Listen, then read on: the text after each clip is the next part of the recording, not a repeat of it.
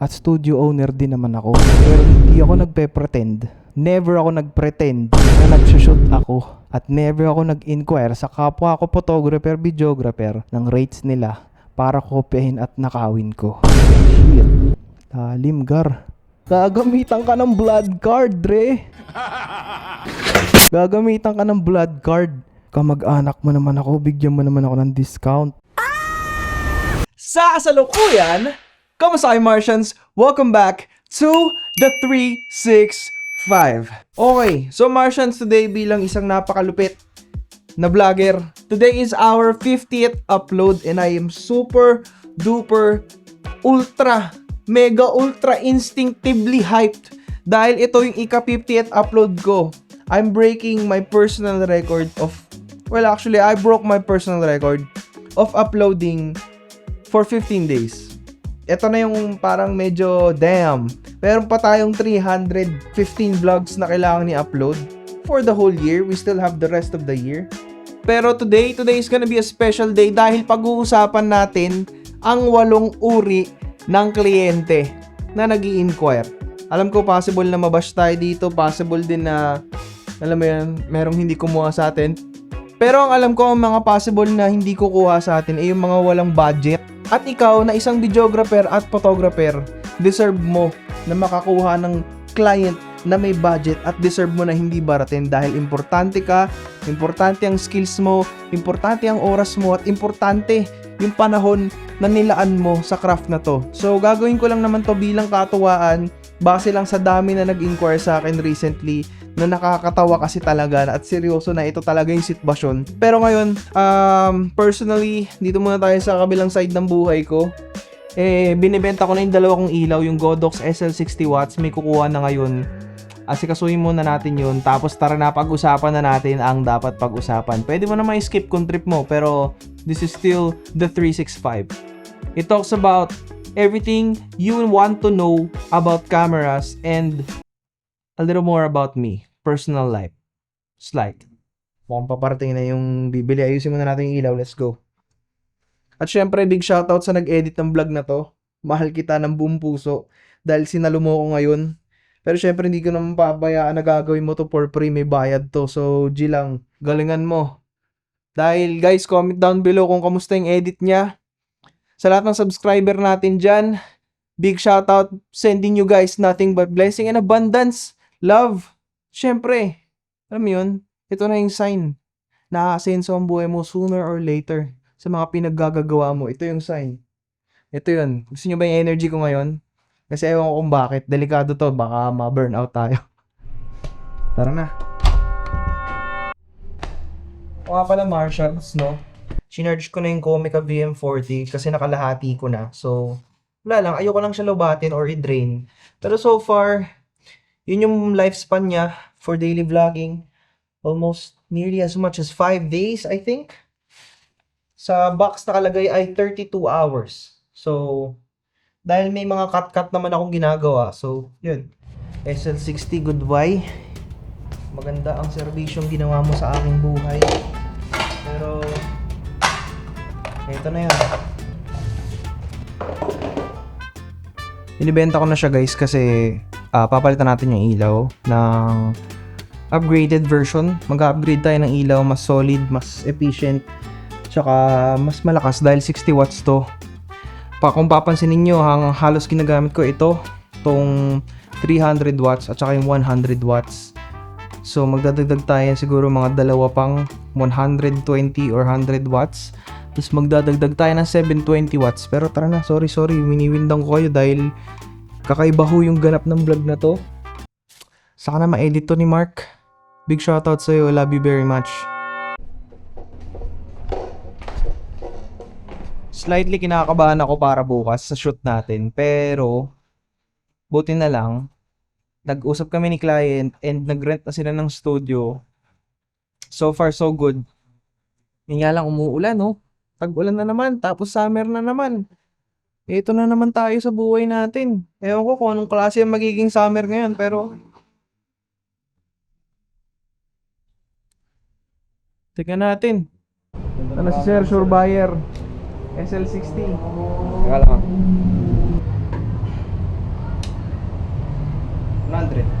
Goods na goods. Anong lens yan, sir? Ha? Anong Lawa. 10mm. Kaya pag ultra wide. Yep. Ano? Silansal mo na lang, sir. Sino? Sabihin mo dito, anong page mo? Ito po, DC Gaming. DC Computer, Gaming, sir. computer. So, nagsiset up ka ng computer? Yes, po. Okay, goods, goods. Sige. Kasi paplano akong bumili ng computer din. Bigyan naman kayo discount. Ito, nice. Ang YouTube mo, sir. YouTube mo. Marco Mars. Oh, search mo na lang. Tsaka sa... Pakasikat ka, sir, ha? Hindi naman. Hindi pa naman. Hindi pa naman. Dami rin followers, sir, oh. Sakto lang. Sakto lang. Ito, sir. Okay na. Receive na. Thank you, sir. Nice, nice. Alright, thank you very much. Ano Nice to pangalan meet you. niyo, Marco. Marco Dante, sir. Sige, nice to meet you. Sa'yo na lang ako mag-PM pag... Yo, magbubuo ako ng PC. Oo, bigyan mo na kayo discount. Ayos, nakakilala pa tayo ng kapwa creator. So, follow nyo na siya, DC Gaming. Sa kanya tayo papabuo ng PC. Tignan natin mga gawa niya kung solid. So, tara na. Pag-usapan na natin ang 8 uri ng kliyente na may encounter mo sa labi ng career mo. So, una sa lahat, meron akong listahan dito, nilista ko to. Manghihingi ng price list pero maglalaho pagkatapos makuha yung price list.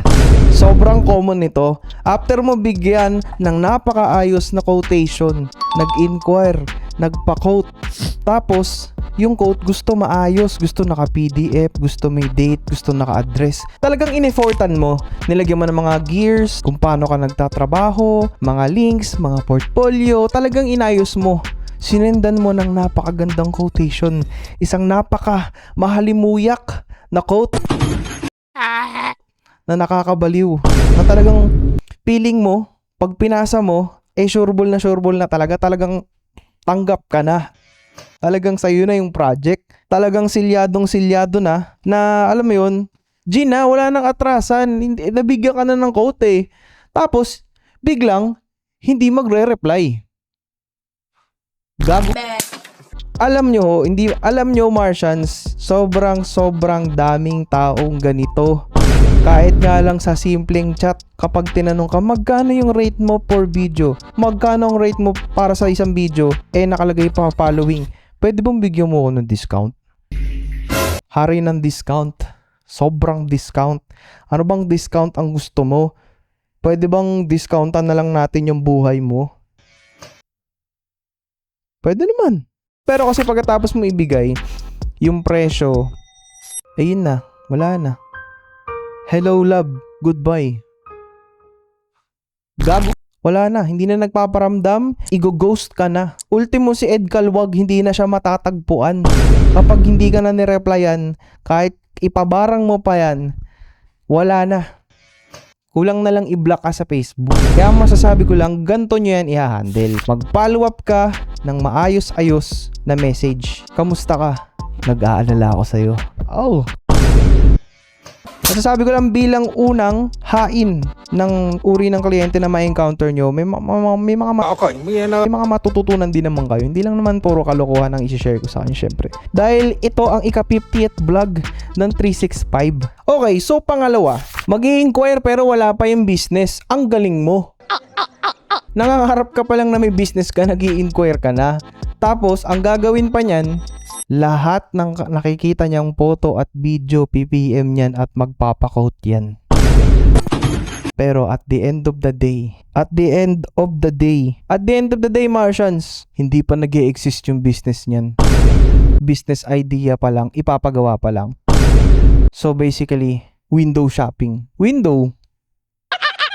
Okay. Mura siya. Okay, mahal siya. Okay, pwede na siya. Pwede. Pero wala pa yung business. Wala pa. Di pa nag-e-exist. Pangatlo, ito yung may mga taga sa utak. Mag-i-inquire kasi trip lang. Or basically, mag-i-inquire pero hindi alam yung i-inquire. Tapos tatanungin ka pa kung ano ka. Gago. Ito yung mga, ewan ko bakit meron akong nai-encounter na mga ganito sa Facebook, sa ads ko, na nag-i-inquire sila, tas hindi naman nila alam yung ini-inquire nila. Ginawa ko ng sobrang specific ng ads ko para makita na photo and video services ang ino-offer ko, pero hindi ko alam bakit nung minsan, may nag-i-inquire at may nag-a-apply ng trabaho sa akin. Cut the cameras. Well, kayo rin naman ma-encounter nyo yun. At syempre, the best possible way na masolusyonan nyo yun is syempre, sabihin nyo kung anong ginagawa nyo. Sabihin nyo kung anong ino-offer nyo. Kasi baka mamaya ako, Marco Mars Photography and Videography Services with tailoring. Marco Mars Photography and Videography Services with welding. Pwede rin naman Marco Mars Photography and Videography Services with upholstery and rabbit farming. Pwede rin naman Marco Mars Photography and Videography Services with hair rebond and hairline extension. Pwede rin naman Marco Mars Photography and Videography Services car detailing with X-ray and CT scan. O kaya pwede rin naman Marco Mars Photography and Videography Services chicken and worm farming and Zumba committee. Ang galing. Ang galing mo. Gago. Ano bang serbisyo ang ino-offer ng ads ko para pagkamalan mo na yung ads ko nag-o-offer ng cater. Ewan ko ba? Ewan ko talaga sa mga tao sa Facebook. Hindi ko alam bakit may mga mabababaw, may mga malalalim na sobrahan sa lalim, hindi na alam. Ewan ko ba? Pang-apat mga kaibigan, mag-i-inquire. Pero mag-i-inquire sa lahat at hahanapin yung pinakamura pero dapat quality. Gago. Walang ganun. Mag-i-inquire ka ng mura, mangingi ka ng discount, gusto mo sobrang baba, gusto mo 2.5, gusto mo 1.5, gusto mo libre, pero gusto mo quality. Saan ka nakatira? Saang lupalop ng mundo ka nakatira? Hindi ka charity, una sa lahat. And pangalawa, hindi ka nagtayo ng business nang wala kang puhunan para sa photography at videography services. Ang photography at videography services ay ang magiging backbone ng business mo dahil ang business mo ay tatakbo sa advertising at marketing sa social media. Hindi yan dapat tinitipid, hindi yan dapat hinahanapan ng mura. Dahil sa oras na maghanap ka ng mura, kaysa hoda sabihin mong wala ka pang budget sa ngayon. Pero meron akong kilala, mga starting up business owner na naglalabas talaga ng pera at sobrang sinasaludo ko sila. Dahil nakikita ho nila yung halaga ng photography at videography services sa Pilipinas. Kung papansinin nyo tong angulo na to kung bakit nakatingala, ganito lang ho kasi ang tingin sa atin ng mga tao. Bilang photographer at videographer, maliit lang ang tingin sa atin at normal lang tayo na tao sa lipunan. Pero ang hindi nila alam, tayo ang nagtatrabaho para magmukhang maganda yung mga bagay na hindi naman mukhang maganda. Tanggalan ng gusot yung mga bagay na may gusot. Cut the cameras. Pagmukhaing masarap ang mga bagay na hindi naman masarap, which is totoo. Walang halong biro. Slight na merong halong biro, pero I'm just telling you guys the truth. The truth shall set be free. Ang photography at videography services ay hindi talaga biro dahil kikita ka ng malaki. Okay. Dahil sa ginagawa namin, pwede mo kaming bayaran ng sobrang mura, pero ikaw rin naman yung papaldo dyan. Pero with all honesty, dapat talaga binabayaran kami ng maayos at tama. Pero ang problema naman kasi, mayroon talaga mga photographer at videographer na hindi marunong mag-presyo na akala mo lang sa cut natin yung wag yun. Pero meron kasi talaga mga photographer, videographer na kung akala mo napakamura ng photography, videography, grabe sila magpresyo, 1.5 below. Matauhan naman kayo, hindi mura ang gamit, mahal ang gamit. Ha? Saan mo ba kinuha ang pera mo? Pinabili mo lang ba yan? Pagsikapan mo yan, paano ka maghahangad na yumaman sa ginagawa mo? Well, kasi yung iba wala naman talagang, yung iba masyadong mahina yung loob para gustuhin na yumaman sa ginagawa nila. Kaya talagang gusto lang nila magstay, gusto nila maging stable. Pero syempre, bilang isang photographer at videographer dito sa Pilipinas, gusto kong i-impluwensya sa inyo at gusto kong iparamdam sa inyo at gusto kong ipakita sa inyo na tong ginagawa nyo na to ay sobrang worth it. Hindi kayo joke, mahalaga kayo sa lahat ng events ng buhay ng tao. Hindi joke ang ginagawa natin. Sobrang importante nito dahil bukod sa sinabi ko nga, pinagmumukhang masarap ang hindi naman masarap. Tinatanggalan ng gusot ang hindi naman dapat tinatanggalan ng gusot. Tinatanggalan kalawang ng bagay na mayroong kalawang. At syempre, pinagmumukhang masaya ang hindi naman masaya. We don't care. So panglima, mag-i-inquire pero dapat discounted agad kahit na hindi mo pa kilala. Ewan ko ba bakit mayroong mga taong mahilig magpa-discount kakakilala mo pa lang, nangihingi na ng discount. Bakit naman ganun? Bakit naman pwede naman 1%. Payag ako discount, 1%. Mabait ka, 2%. Ang hindi ko magets, marami pa yung diskarte guys. Meron dyan manghihingi ng discount kasi pangangakuhan ka ng sandamakmak na project, may sandamakmak na proyekto. Ikaw na raw ang kukunin habang buhay. Sa susunod na birthday, sa susunod na event, sa susunod na binyag, ikaw ang kukunin. Well, sa iba totoo yun, pero kasi madalas, kwentong kutsero yun. Na-experience ko na yung mga ganung bagay at parte yun ng growth mo as a professional photographer, videographer. Pero dapat, kung 5, 6, 7, 8, 9 na taon mo na ginagawa, dapat hindi ka na nagpapaloko. Dapat marunong kang tumansya kung ang tao ay nagpapakatotoo sa sinasabi nila at hindi. At marunong kang tumingin kung ang business nila ay scalable o hindi. Sa akin minsan Martians, pag nakikita ko yung business nila, minsan binibigyan ko pa ng libre. Madalas ginagawa ko ng libre. Madalas sinasobrahan ko ng bigay dahil naniniwala ako sa kapasidad nila bilang tao at sa business nila na mag-grow sila, na alam mo may magagawa sila. Pero yung manghihingi ka ng discount, kaka-inquire mo pa lang, mali yun.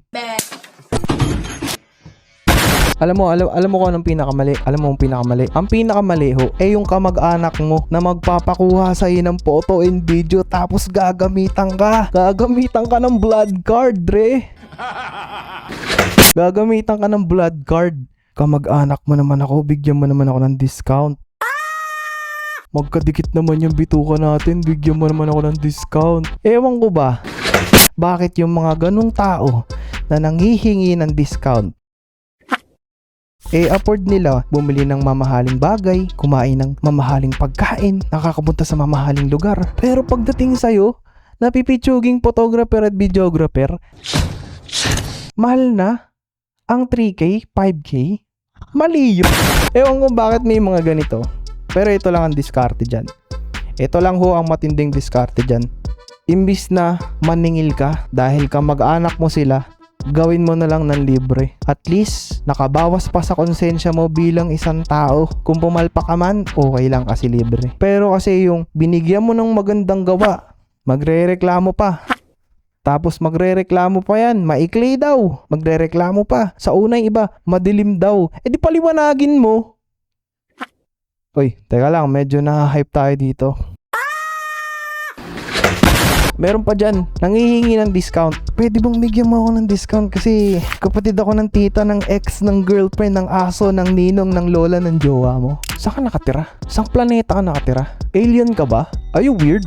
Maraming tatamaan ho sa gantong bagay pag pinanood nila, pero kung alam mong biruan lang to, huwag ka dapat ma-offend dahil ito ang katotohanan ng buhay. Bilang isang photographer, videographer, ang daming klaseng taong mag-i-inquire sa'yo ng napakakaibang bagay na parang akala mo sila ay kakaiba, na parang akala mo sila ay napaka-unique sa mundo para bigyan ng discount. But in the most honest cases, pwede ka naman magbigay ng discount pero generous, yung maayos, yung okay, yung makakahinga ka pa, yung makakaluwag ka pa, yung makakapag Jollibee ka pa, makakapag-McDo ka pa, alam mo yun, makakapag-Starbucks ka pa. Syempre, Starbs tayo, bro. Discount, bro. That's how you do it. Eto, matindi, Martians. Ika-6, mag-i-inquire, pero studio owner pala. So, sa mga hindi ho nakakaalam, photography and videography is also a business. Business ho yan, guys, na kung saan lahat ng klase ng traiduran ay nangyayari. Lahat ng klase ng kabulagan sa pera ay nangyayari. At lahat ng klase ng pangtatarantado at pangtatraidor ay nangyayari dahil hindi ko magets bakit ganito sa Pilipinas. We don't care. Honestly, naranasan ko yun na kung saan merong nag-inquire sa akin tapos photographer, videographer naman pala. Nag-inquire sa akin, studio owner naman pala. Inalam lang yung rates ko, inalam lang yung deliverables ko, pero hindi ako yung nakakuha ng project, Gar. Hindi ako yung nakakuha ng project, man. Wisit ka talaga. How come they do me like this? Ang di ko magets, bakit merong mga taong ganito? Well, kasi nga business to. Dapat maintindihan nyo na business ang photography at videography services. At kaya dapat sa ibang mga photographer, videographer dyan, wag nyong i-reveal ang rate nyo publicly. Wag nyong ipopost ang deliverables na binibigay nyo publicly. Wag nyong ipapakita ang rates nyo publicly. Dahil sa isang tabi Martians, merong isang studio owner dyan na nagmamanman ng kung ano yung talaga bang presyo ng mga photographer, videographer. Merong studio owner dyan na kung saan hindi naman photographer, hindi rin naman videographer, pero nagkukunwaring photographer, videographer. Okay ka lang? Hindi ko magets sa totoo lang bakit sa social media merong mga taong mahilig mag-pretend na kung sino sila pero hindi naman yun sila. Samantalang merong mga photographer, videographer ang lumalaban ng patas at pinapakita yung gawa nila, color grading nila, editing nila, shooting nila, equipment nila. Hindi ko alam. Kaya ako nagsasabi sa inyo, bilang isang photographer, videographer at studio owner din naman ako. Pero hindi ako nagpe-pretend. Never ako nagpretend na nagsushoot ako at never ako nag-inquire sa kapwa ko photographer, videographer ng rates nila para kopyahin at nakawin ko. Shit. Lalim, Gar. Wisit ka talaga.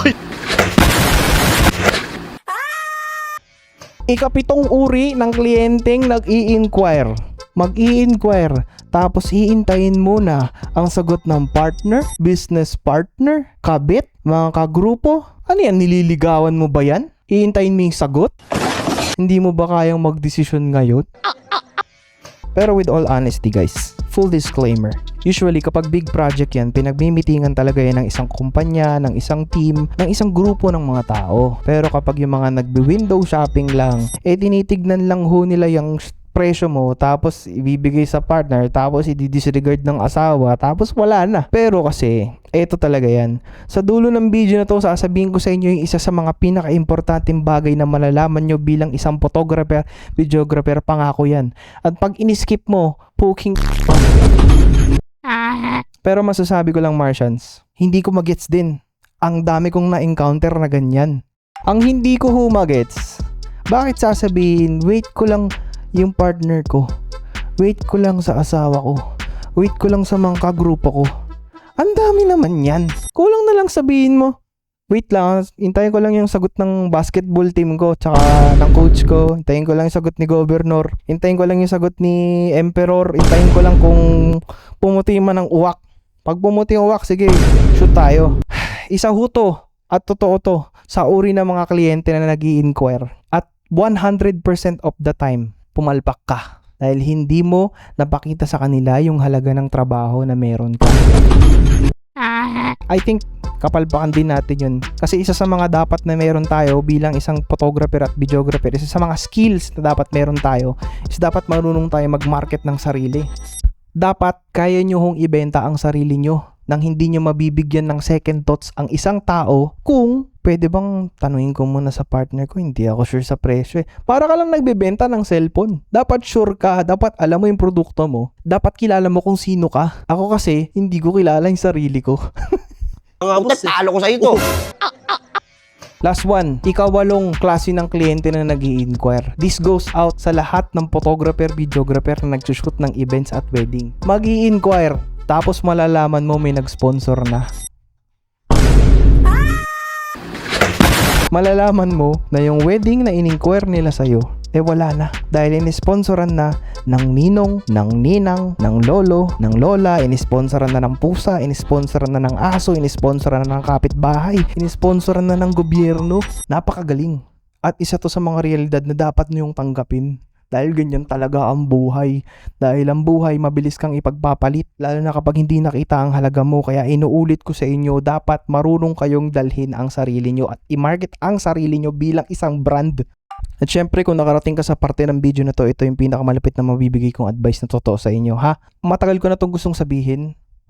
Matagal ko na rin gusto to. Aray ko, poking ina. Na-record pa. Matagal ko na to gustong ibigay na advice. Ang advice na ito, Martians, napakalupit. Ha? Seryoso talaga. Sasabihin ko na talaga. Pero kung nakarating ka sa parte ng video na to, more wealth is coming your way. More blessing, more abundance. Ang tanging sikreto para mapalaki ang TF nyo is ipakita nyo ang halaga nyo sa kliyente na kausap nyo. Lahat ng sinabi ko ho ay totoo at pabiro lang naman din pero may halong realidad. Para matigil na ho yung mga mababang rates na 5K below, 3K below, 2K below, 1.5 below. Ito kasi yan. Hindi po lahat tayo ay nakakapag-aral sa business school. Hindi rin lahat tayo ay nakapag-aral sa, alam mo yun, magandang eskwelahan para maintindihan kung paano magpatakbo ng business. Para sa akin, ito ay na-realize ko to. Para mapataas mo ang TF mo, dapat hindi lang isa, hindi lang dalawa ang deliverables na binibigay mo sa kliyente mo. Hindi ko na i-elaborate dahil ako ay isa ring business. Photographer, videographer din ako. Hindi ko na to para i-elaborate pa. Pero sa oras na maisip mo kung ano yung presyo na para sa'yo, kailangan tumbasan mo yun ng dami at ng bilang ng deliverables na kaya mong ibigay. Kung sa tingin mo, isa lang ang halaga ng video na ginagawa mo, mali ka. Kung gusto mo mag-survive, kailangan mo damihan, kailangan mo gandahan. Yun lang yun. Sobrang totoo nito. Okay, so Martians, unfortunately, dito ko muna puputulin yung video natin. Medyo hype ako ngayon. Medyo super duper iba yung bumuhay na do sa akin today. Paggising ko ngayon Tuesday, ewan ko, parang may something. Ewan ko. Pinakikinggan ko lang yung universe. Pero sana nagustuhan nyo. Don't forget to like, comment, share, and subscribe para may good vibes. Sending you nothing but blessing and abundance sa buhay na to. Kita-kits tayo sa susunod na vlog, kaibigan. And comment down below kung ano yung mga experience nyo as a photographer, videographer. Babasahin natin yan sa susunod na video. Take care. Peace out. I got tons of soul on my true collectible. Famous, so famous, number one desirable. I do what I want when I want and how I want it. Leave you with the one in the air. That's how I roll.